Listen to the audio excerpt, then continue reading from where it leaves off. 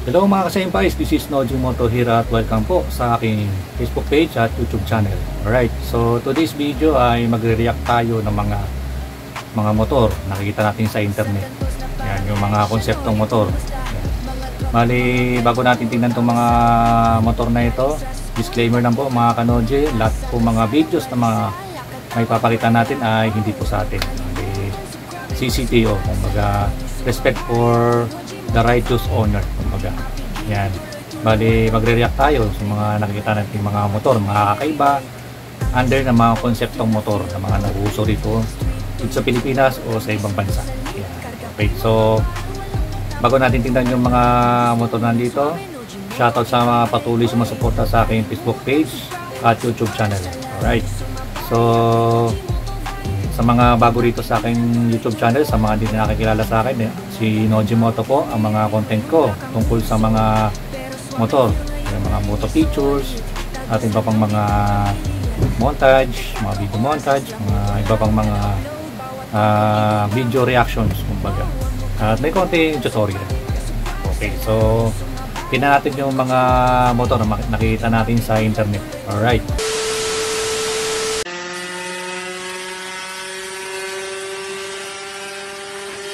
Grabe, no? Hindi ko lang sure kung Yamaha RXT itong motor na ito. Ay, grabe, 200 plus na yung ano.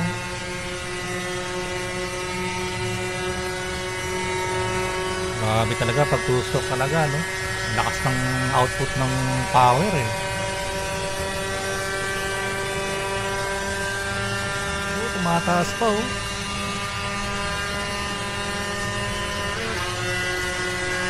Uy. Grabe, 250 plus.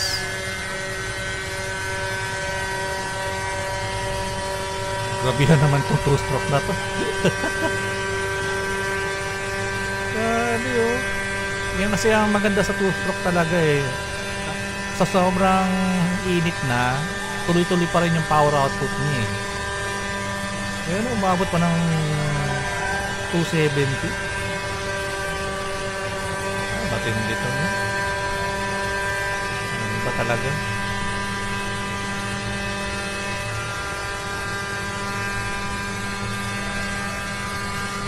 Wow, galing.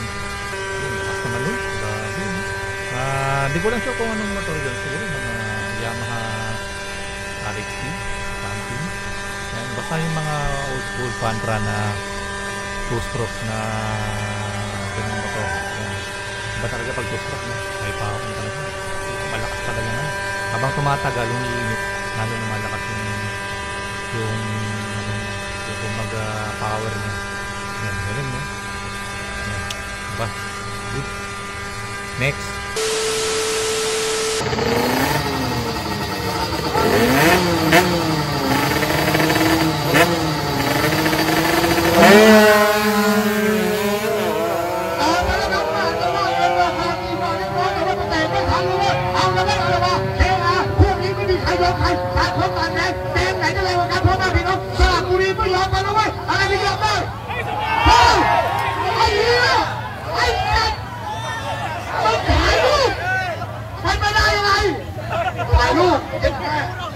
Kalain niyo yun, no? Bihirang ganun mangyayari, sa ganung karera. Bali rare event yung kumbaga, yung ganung pangyayari. Brain mo, dalawang two-stroke tapos ay ganun pagdating sa racetrack, same numbers na kung nakikita nyo sa video. Talagang tabla talaga. Yung talaga yung mga bihira mangyari sa mga ganung karera. Kahit sa mga auto, kahit sa mga kotse, ganyan din, may nangyayaring ganyan. Lalo na sa mga drag racing, nangyayari yung mga ganyan yan. Pero bihira, talagang rare event yan, eh. Rare event yan, kumbaga. Talagang ano yun, as in tabla. Kung makakita nyo yung parehas yung number dun sa may parang timer nila. Talagang ano yun, bihira yung ganun.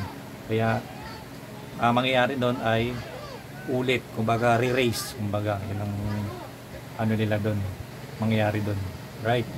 So next, yun ang X-Max. Yun ang X-Max, no?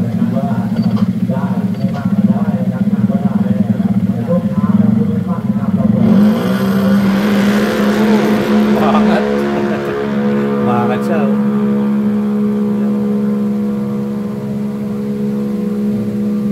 Iba yung ano niya, no? Ang galing nung pagka take off nung hinete, no? Yung pagka kung paano niya ma-manage yung lakas ng makina, eh. Siyempre yung X-Max ay 350cc o 300cc, yan. Example, yung top rider ng Thailand, si Arm Rayong, yan. Isang beses ko na siya nakita na gani, naghihinete ng ano, X-Max. Yan, X-Max na open. Ano, hinahanap ko yung video yun, eh. Nakagamit siya dati na ano, na X-Max na drag bike na open. Yan. Naalala ko yung ano, eh, yung ganong manage niya, eh, ni Arm Rayong. Yan. So ayos yun. Okay, so next video tayo.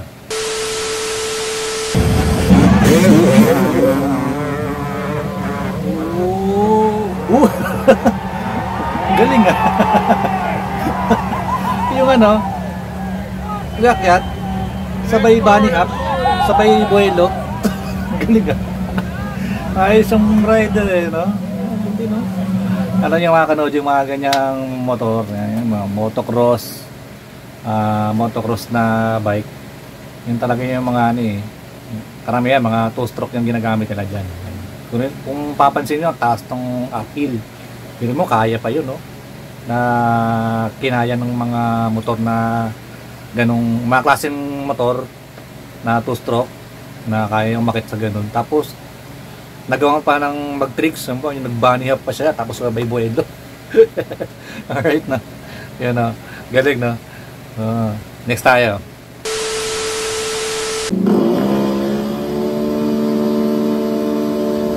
Usok na. Sabog kaya yan? Hindi. Muntikan lang. Next tayo.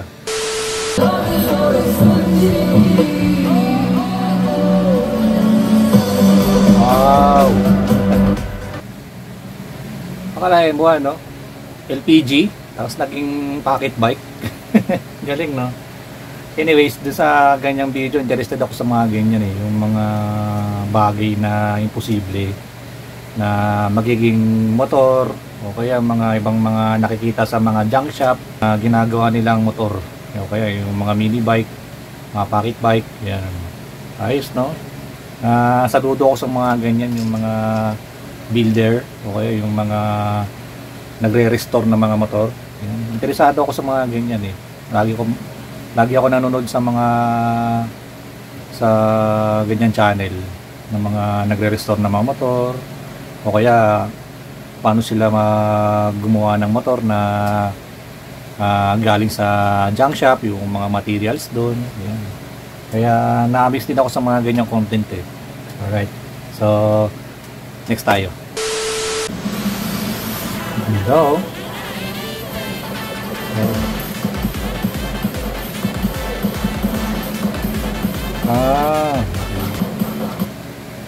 Yung makina niya, pang makina ng ano, ng grass cutter.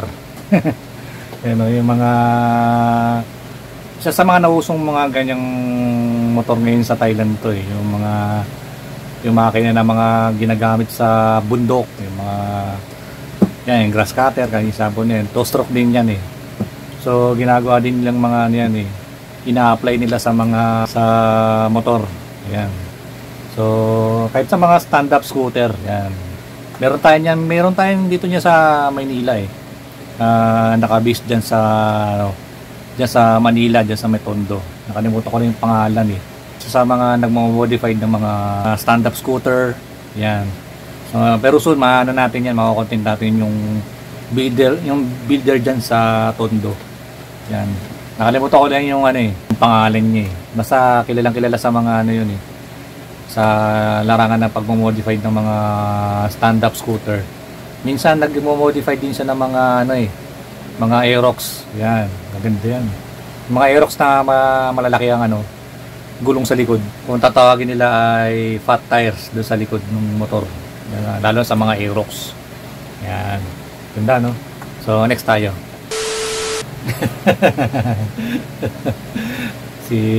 si Sander Ford. Ang nakasulat dito, stock, nag-upgrade sa 180cc, nagsawa, bumalik sa stock. Tama yung pagmumuka. Alright, kaya kayo bago kayo mag-upgrade ng makina, isipin nyo mabuti kasi syempre nag-upgrade kayo ng makina. For example, naka-Mio kayo, tapos nagpagawa kayo nagpakarga kayo ng 180cc. Yan. So, ayan, nag-upgrade na, nag-cc. Bumalik kayo sa stock. Malaki problema yan pag binalik nyo sa stock yan. Yan. Pero si Thunderbolt, ewan ko na lang. Ito yun may pagbumuka. Alright. So, next tayo.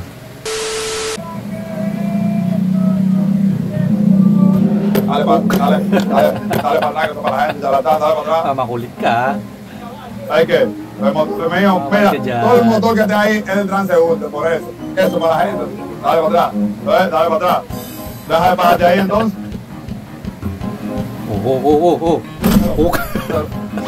Tira. Pero que. Ponte claro, Yo soy cinta negra en cara. Yo soy cinta negra en karate, oye. Ponte claro. Yo no ando en eso. Oo nga naman. So, dapat i-respetuhin natin ang pedestrian lane. Yan. Kung dito lang sa Pilipinas yan, malaman nag-away na yan. Alright. So, mga kanoji, dapat pag ganyan, pag nakahinto tayo sa isang stoplight, huminto mo tayo. Wag tayo lalagpas dun sa tawiran ng mga tao. Kasi ako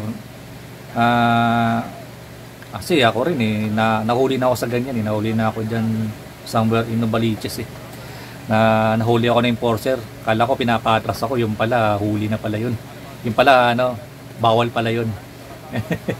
kaya relate ako dyan. Kaya dapat po tayo, igalang natin yung pedestrian lane kasi importante yan sa mga tatawid, para for safety, kumbaga nakakatawid sila habang nakahinto tayo sa stoplight. Yan, okay. So next video tayo. Big bike big bike na 2-stroke.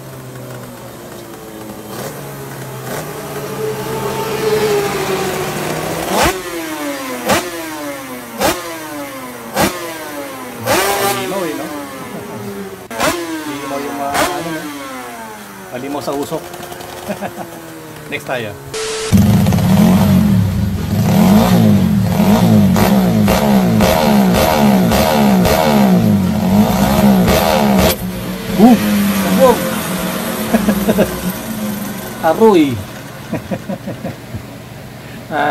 Aroy. Aroy. Next tayo.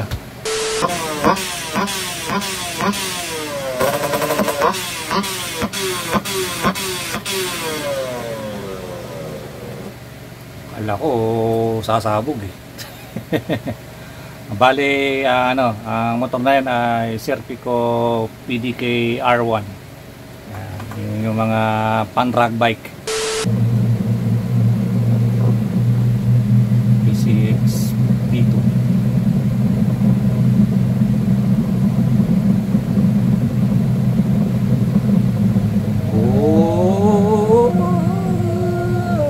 Point.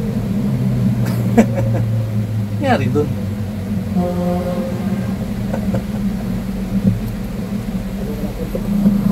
Mote.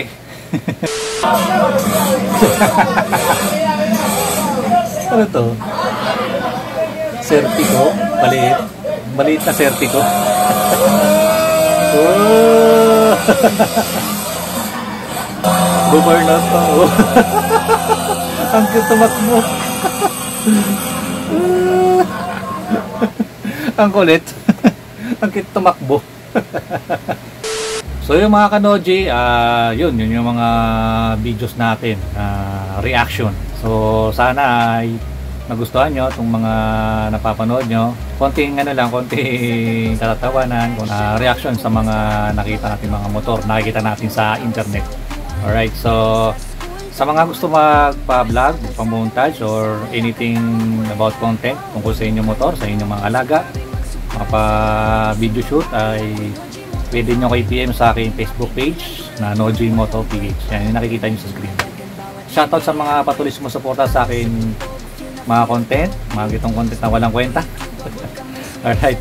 Okay, so yun. Abang na kayo sa mga susunod kong upload, mga tungkol dito sa mga motor reaction, mga nakikita natin sa internet, yung mga trending na mga tungkol sa motor. Okay, so please subscribe my YouTube channel, follow sa aking Facebook page. Thank you po sa suporta sa aking content. Alright, so yun, dito ko na puputulin aking video. Maraming salamat sa inyong panonood. Ingat parati sa labas, ride safe palagi, ingat.